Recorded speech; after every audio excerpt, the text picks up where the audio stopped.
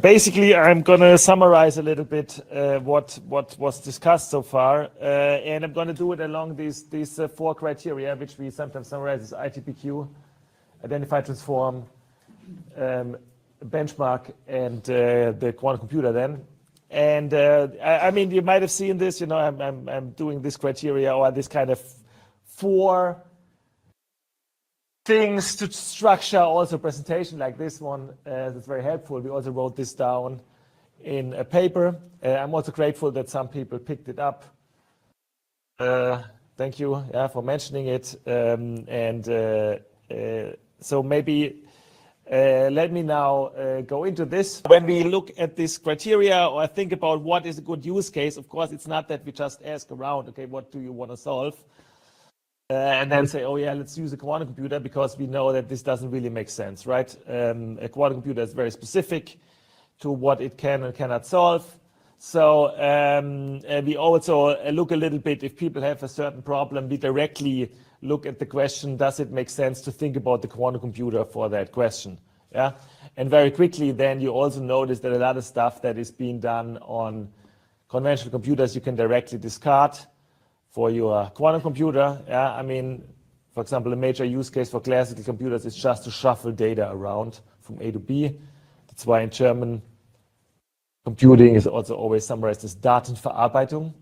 Yeah, and that's all is not a use case for quantum computer. And we then converged at some point to this point that actually there are problems that generally fall under spectroscopy that are not maybe the absolute largest problems in industry, but significant. And in these cases, there is always a very reasonable chance that we can do something on the quantum computer. And I define this a little bit more precise: spectroscopy, which uses quantum mechanical degrees of freedom to identify materials. Yeah, I think probably there are spectroscopy techniques where you don't use really degrees of freedom that are so small that they are quantum mechanical. Yeah? But so this is the case, yeah, because I mean it involves a couple of things that really look good. Excited states or time evolution, this looks much better on the quantum computer. It's also a really direct use case in industry in the sense of you do it, you get something, and you'd like a computer to reproduce it and then compare. So it's pretty clear what you should achieve and how this would feed in, help somebody who's actually doing the spectroscopy.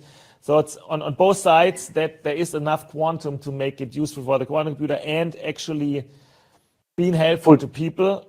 It's generally a pretty good topic.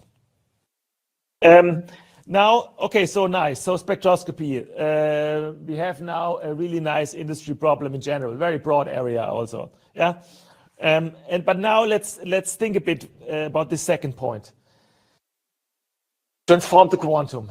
And you know, in some presentations, especially when I do it, let's say on a more general audience, I discuss this in more general terms. But I think here we can dive in a little deeper and a little more technical. Yeah. Also in terms of, okay, what does it mean? We take the original problem that somebody really has, and then there are many steps, but what is the final form we would like to arrive at before we go to the quantum computer? And this form is one that is a little simpler. And let me write down, for example, a very general Hamiltonian. And that would be, for example, nice. So what is the structure of this Hamiltonian? For example, this is a spin system. Yeah, so you see the left half of this Hamiltonian. There is a spin system. And then maybe it also couples to some bosons. Yeah. But maybe a key point is also that it has at most 2 body interactions. Yeah? If you ever map something to a quantum computer, that is already much nicer, especially now for spectroscopy. We know probably we want to do time evolution. Probably it's going to be trotterized. You make a rough estimate in your head about the gates. You basically can estimate it by the number of terms in the Hamiltonian. And if it's a two-body interaction, it scales quadratically with the number of the degrees of freedom. Yeah? If it would, for example, be these 4 index terms, which you might have seen if you ever looked at the quantum chemistry Hamiltonian, then it scales like n to the 4 with the number of degrees of freedom. And that's pretty bad for the depth of your algorithm. Yeah? So this type of Hamiltonian is really much nicer. But of course, also actually really a lot of work. I mean, getting from a real materials problem to something like this is quite a challenge. Yeah? And we worked on this quite a lot because it is such a big challenge. And we have these 3 use cases from this. This magnetic materials, where a key part of what we do was already shown by Benedict. To get to spins, then we have this nuclear magnetic resonance. For this we discussed yesterday, Peter Pinsky, the head of the quantum chemistry team here at HQS, discussed all the work we put in to get the spin Hamiltonian, but that's also supernatural, of course, to really look at the spin Hamiltonian. So this is really clear and nice. And the electron spectroscopy, and I wrote this as kind of spin boson. Yeah, I will discuss this in a second more, or let's say in a couple of minutes in more detail, how it looks like this spin boson model or not. Yeah, so a little bit like it, but not quite. Yeah, but close enough. I mean, it's much closer than anything else I ever got to. But so this is basically also why we look at these use cases, yeah, or at this type of topics. Now let's really move into this area of quantum advantage and ask ourselves kind of rough estimates. What is reasonable to expect? Yeah, and how would we estimate it? Generally, here's again the example of a simple spin Hamiltonian. You could generalize it a little bit, but key point again, it's 2 body reactions. And implied here, as you can see, is all-to-all connectivity, but you know, the Jij could also be 0 for some combinations of Ij. Yeah, so it could have less than all-to-all connectivity. And now, what we always assume when we make a simple estimate of kind of what is reasonable, we assume in the end any property you are interested in comes from the Trotter expansion, or from a time evolution, and you simulate the time evolution through a Trotter expansion. This is, as you saw already, absolutely true for the NMR use case for obvious reasons. In general, there are also various proposals, for example, shadow spectroscopy, that allow you to access energy splittings in the Hamiltonian, yeah, just through the time evolution. Basically, by just changing the operator average, you calculate with a certain time, over a certain time, and so on.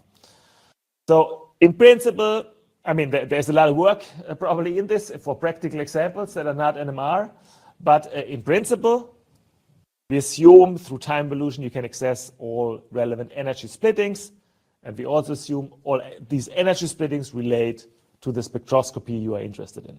Yeah? That's why we have here the Trotter expansion. Now we can ask ourselves, how much gates do we need for one Trotter step? Get a rough estimate. And if you look at this simple Hamiltonian, the most optimistic gate depth you can assume is it's proportional to the number of connections you have in your spin system. Yeah, so if each spin is on average connected, not on average, at most connected to, let's say, 5 other spins, depth should be 15. 3 times 5, you need 3 2-qubit gates to make a general rotation. Or it should be, maybe if you have 6 other connections, it would be 18, as the example I have in the slides. This would be the best case. That would, for example, be possible if you have, always possible if you have all-to-all connectivity on your quantum computer. If your quantum computer does not have all-to-all connectivity and you don't find some super clever mapping, then the general upper bound for making one Trotter step is linear in the number of spins for gate depth. Depth, you can always do with this Q-swap algorithm that was shown by Pascal yesterday. You can do always an algorithm linear in depth of the number of spins. Which is nice, but as we know, linear is of course already tough if you go to 40, 50 spins. Yeah, I mean, then you have, let's say, for one Trotter step, maybe 152 qubit gates. That's already quite a challenge. Now, another key point, of course, is we have to estimate what is the, so this was for one Trotter step, but now we want to know how many steps do we need, yeah, for the total number of gates, how many steps. And what you can look at, you look at your Hamiltonian, you know, you have this, you have in your Trotter expansion, you have sorted it apart into different terms, and then you can look at the size of these terms. Actually, the time you need, a rough estimate, let's say, to get a bit of a feeling, how much time you need is, you look at the largest factor, and then basically the largest divided by the smallest factor in your Hamiltonian corresponds to the Trotter step divided by the total time corresponds to the number of Trotter steps in total that you need. Yeah, I actually have a picture to make this clear. It's just, you can see it from the Fourier transform a little bit. Yeah, the maximum frequency you can solve is like 1 over your Trotter step. The frequency features you can resolve is 1 over your total time. Yeah, you remember, might this remember from Fourier transform. And of course, why is this estimate only rough? To some extent, of course, this estimate depends on what do you want to resolve in your final result. Of course, this can be different from what are the parameters in the Hamiltonian. Yeah, but still, normally the parameters in the Hamiltonian give you a bit of a feeling of what your final result will look like. And you know, if you don't want to resolve it, maybe you could just throw it out to begin with. I mean, why have it in there? Yeah. So from this, you can make a rough estimate. So what do we learn from this?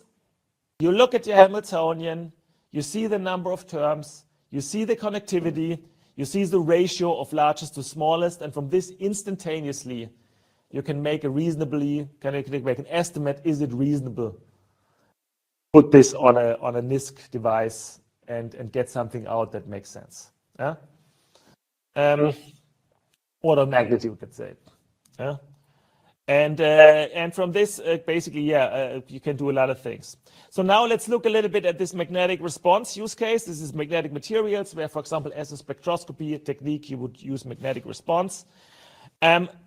What you have seen before is the calculation for a single cluster. This was discussed by Benedict, and in principle, it's not trivial, I would say, or it's also not clear how good your results are, but in principle, you can take these clusters, isolate the spins, and then extend this, for example, for a 2D material. So all the cases that were also shown by Benedict are these famous 2D magnetic materials. I think they are famous because my understanding is that in the past, people predicted that 2D materials cannot be magnetic, but then they were found, and this is, of course, pretty cool. And so in these 2D magnetic materials, you get, in a very natural way, then, if you identify the spins, a 2D spin lattice from an actual material. So not just this kind of 2D spin lattice that you write down because you're interested in 2D spin lattices, yeah, like it's a lot of done in physics, but one that is really can be justified from ab initio. Yeah? And of course, you know, I don't know, maybe it's possible if you have a 2D spin lattice, even if you have a certain connectivity that does not fit to a 2D processor, but here is shown IQM Emerald. It seems very likely to me that a constant depth mapping should be possible from a 2D spin lattice to a 2D square grid processor. And for some cases, it's actually also very easy to show. If you look at the challenges, then you find parameter ratios the thing I just discussed a second ago. Yeah, the parameter ratios can be relatively large. So some spins are very strongly coupled and other spins are very weakly coupled. So that can be pretty large, order 100 or even higher. Now, magnetic response spectroscopy is done, yeah. But if you ask yourself how often and what are the challenges in it, it's of course the question, how big is that really in material science and how important is it? And yeah, then it's also always a bit of a question if like a semi-classical theory for your spins does not capture the most relevant features for magnetic response theory. So that is why we currently have not yet published Hamiltonians for the magnetic response use case, but we still want to. Yeah? But we now basically cut it down to 2 use cases, and we return to our use case evaluation. So we have the nuclear magnetic resonance, that's pretty clear, and we have the electron spectroscopy, where the Hamiltonian is also pretty cool. And now let's do the third point a little bit again for the nuclear magnetic resonance. So get the job done without the quantum computer. And why again do we do this? It's just the fact that you often notice in all projects on quantum computing that of course people want to do quantum computing. Therefore, there's only so much time to invest in also creating the best classical solver. But this, of course, can also be a bit of a problem because it can maybe give you a wrong impression what's classically possible. Yeah, but of course, understandable why projects are the way they are. Yeah, I mean, I know how this works.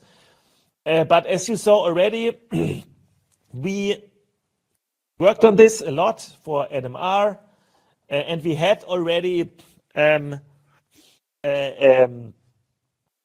some examples from Peter Schmidt-Eckert, who has a clear conviction that he can solve basically almost everything. Yeah, that is at present really clearly well justified, no doubt. And here's also another example.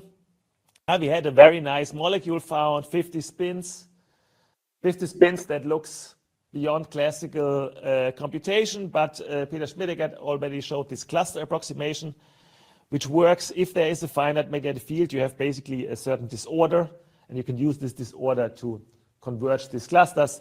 And here are results for cluster size 7 and cluster size 14. You see there is almost no difference. That's certainly not on the level of what would be relevant to compare to experiment. So it's already converged at cluster size 7. So as long as there is a magnetic field, things converge really well. And as discussed, zero field, this is basically the same slide that Peter Schmidt showed. If we really turn off the field, so we magnetize it with a field to get an initial state, but then we basically run the time with the zero, then that large key point also do not converge because the line width of zero field experiment is also super narrow, because large line width can also allow you to create convergence.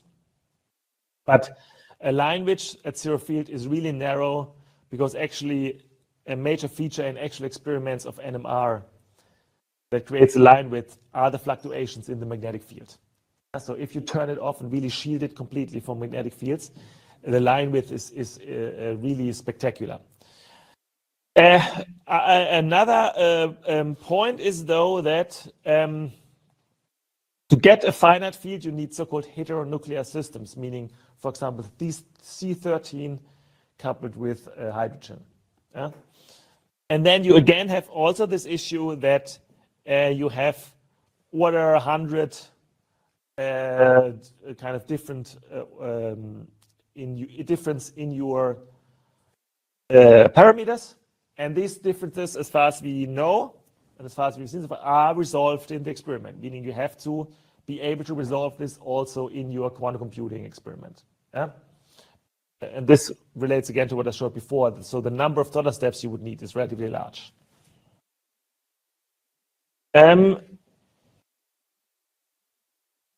Exactly. So for NMR, we can make the conclusion.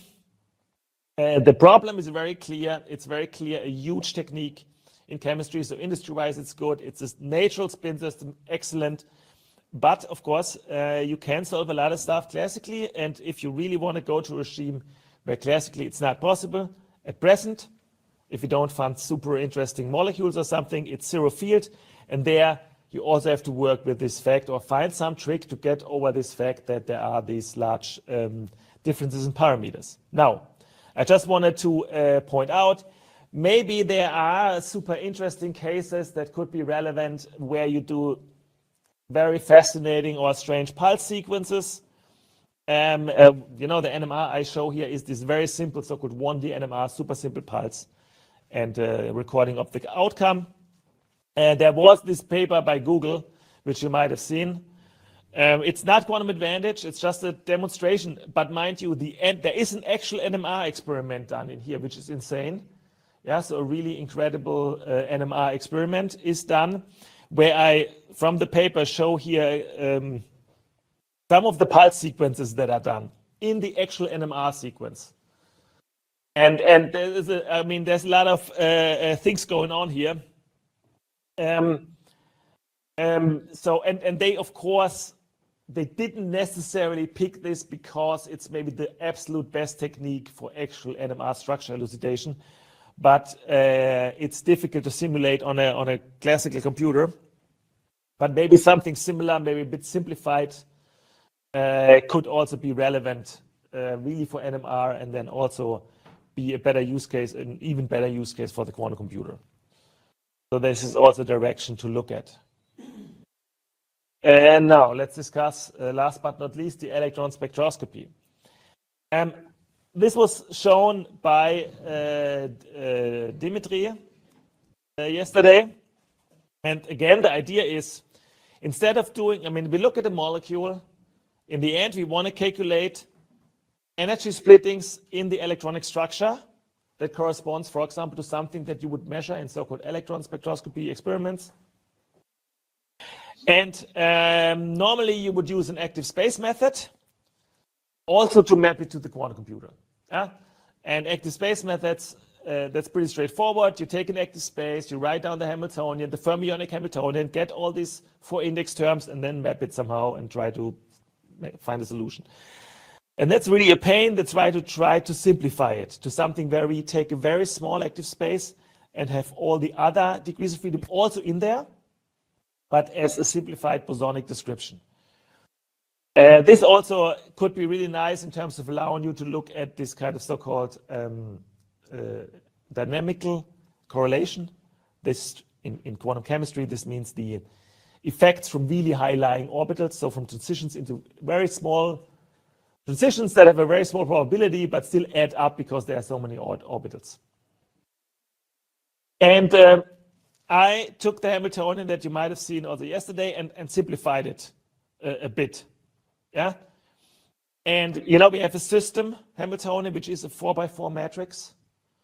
We have a bath that is a bath of uncoupled bosons, or non-linear bosons, and then we have the coupling term, which is basically similar to what we know from spin boson model, where we have something similar to a sigma X term coupling to the bosons and something similar to a Z term, poly Z coupling to the bosons.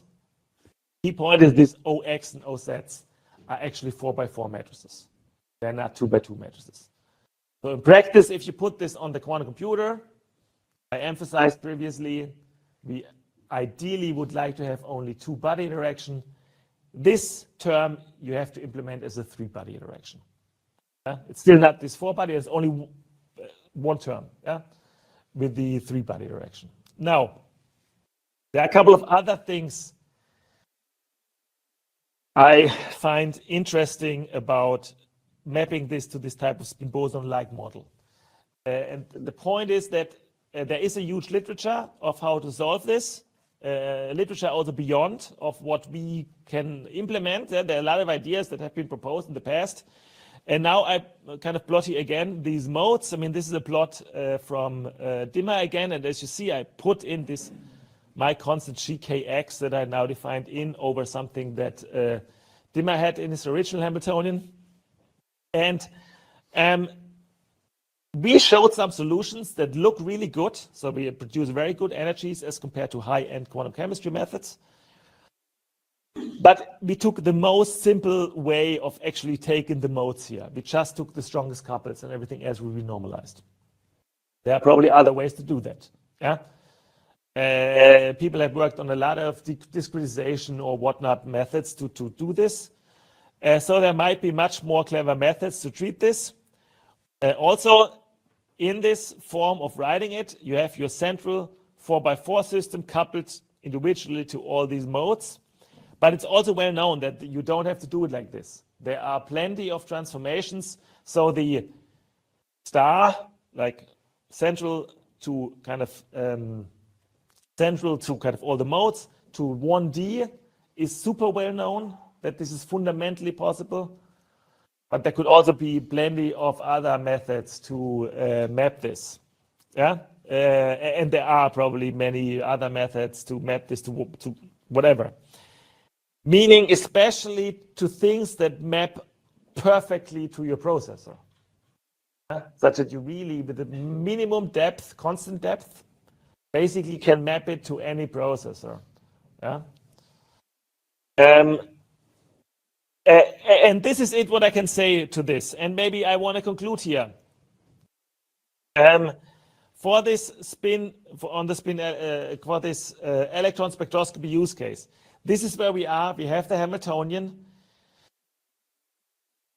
We know that you want to calculate the singlet triplet splitting, which you might be able to do with shadow spectroscopy, but there's of course a vast amount of steps to really put this on the quantum computer. This mapping could be optimized. The discretization could be optimized. The actual algorithm, you know, I very vaguely wave into the direction of shadow spectroscopy, but you have to do it actually. Yeah, so who knows how this looks then in detail. But we would really like to see if people are interested in trying this out, because the Hamiltonian is really cool and it would really can attach to actual molecules, and all parameters come from ab initio. So it's quite a fascinating possibility. Of course, if you then compare it to actually how spectroscopy is done in practice, there are also certain details that one should be aware of. And Vladimir will talk about this after the break to show you a little bit how chemists actually work on this type of electronic structure spectroscopy. Nonetheless, I want to say that we feel that the nuclear magnetic resonance case is a good use case in terms of combining the possibility of quantum advantage and what can run on a quantum computer, even near term. And the electron spectroscopy case is a little bit less worked out at this point, but we really would also hope to get people excited to work on this. And you will also later see that this is a little bit the idea of the hands-on session. The hands-on session is not that we give you a quantum algorithm. It's the opposite. We give you a Hamiltonian and say, please, maybe you have a quantum algorithm. Yeah. So what could we do with that? Yeah. But the idea is that we have identified or have really done a huge amount of work to get from actual problems down to a Hamiltonian that is much more clearer why it's even remotely plausible that it would run on a quantum computer. Yeah. And we feel then that the next step to say, okay, now here's the Hamiltonian. How could this run on the quantum computer is really one that really fits extremely well to a lot of work people are already doing. Yeah. So we would hope that other people have maybe great ideas how to run this even maybe on these devices still. And with this, I'm finished. Thanks.